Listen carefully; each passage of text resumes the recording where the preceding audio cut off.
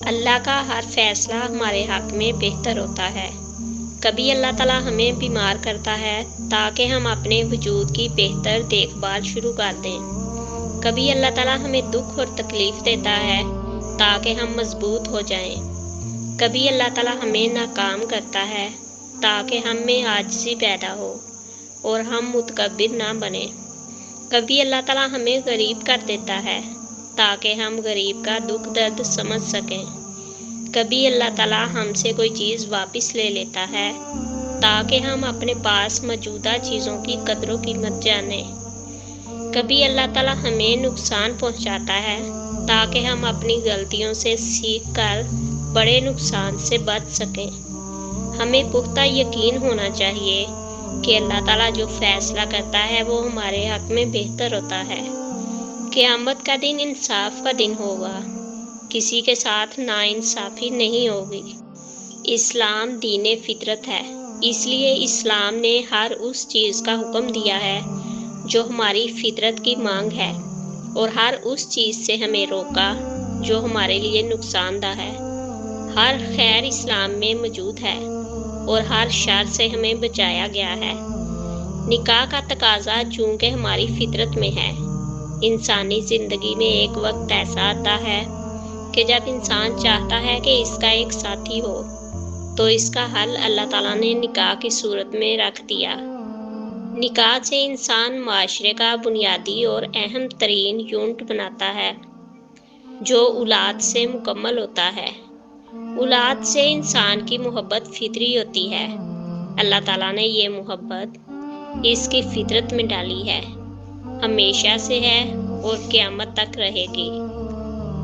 کھانے پینے کی اشیاء کوڑے دان میں ڈالنے سے گریز کریں۔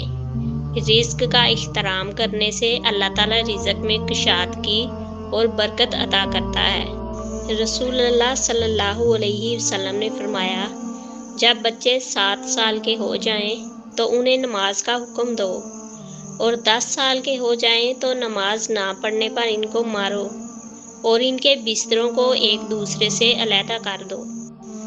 احادیث میں ہے کہ ہمیں ایک صحابی کا قصہ ملتا ہے کہ وہ نبی کریم صلی اللہ علیہ وآلہ وسلم کے پاس آئے، اسلام لائے اور بولے کہ میرا ایک گناہ ہے جو مجھے ہر وقت بے چین کیے رکھتا ہے، کیا اسلام لانے کے بعد میرا وہ گناہ بھی معاف ہو جائے گا؟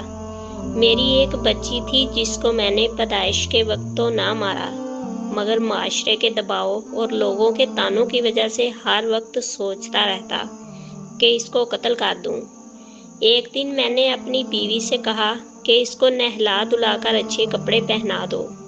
بچی نے میری انگلی پکڑی اور میرے ساتھ جا رہی تھی۔ وہاں جا کر میں نے ایک گڑھا کھودا اور اس بچی کو دبا دیا۔ بچی مجھے آوازیں دے رہی تھی، میں اس کی آوازیں سن رہا تھا اور مٹی ڈالتا جا رہا تھا۔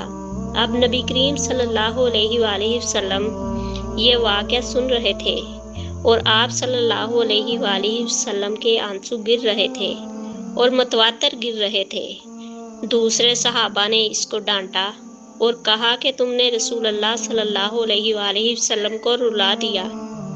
تو آپ صلی اللہ علیہ وسلم نے ان کو روکا اور اس کو کہا کہ اس کو اپنی بات کرنے دو۔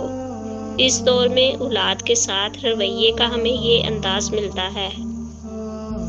ہمارے زیادہ تر مسائل تب پیدا ہوتے ہیں جب ہم دوسرے کی سوچ، رویے اور بات کو خود ہی مطلب دینے کی کوشش کرتے ہیں۔ نرم لہجے میں بات کرنا اور دوسروں کے احساسات کا خیال رکھنا ہمیں بہتر انسان بناتا ہے اور تعلقات کو مضبوط کرتا ہے۔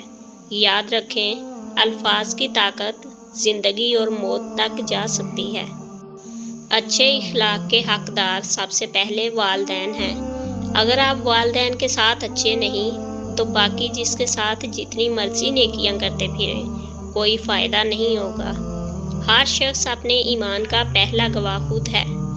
اس کا دل کتنا میلا ہے اور کتنا پارسا ہے وہ بہتر جانتا ہے۔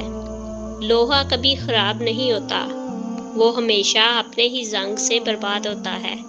اسی طرح انسان کو کوئی دوسرا برباد نہیں کر سکتا، اس کی سوچ اور دوسروں سے امیدیں ہی اسے برباد کرتی ہیں۔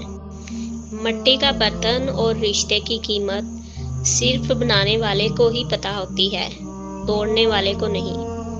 غلط ہو کر خود کو صحیح ثابت کرنا اتنا مشکل نہیں جتنا صحیح ہو کر خود کو صحیح ثابت کرنا ہے۔ جب رات کو آپ اپنے تھکے ہوئے وجود کے ساتھ بستر پر لیٹیں تو ایک لمحہ ضرور یہ سوچیں کہ یہ تھکن کس راستے پر چلتے ہوئے ملی۔ کیا یہ تھکن اللہ کی رضا کے حصول کے لیے ہے یا معصیت کی راہوں پر چلنے کا نتیجہ؟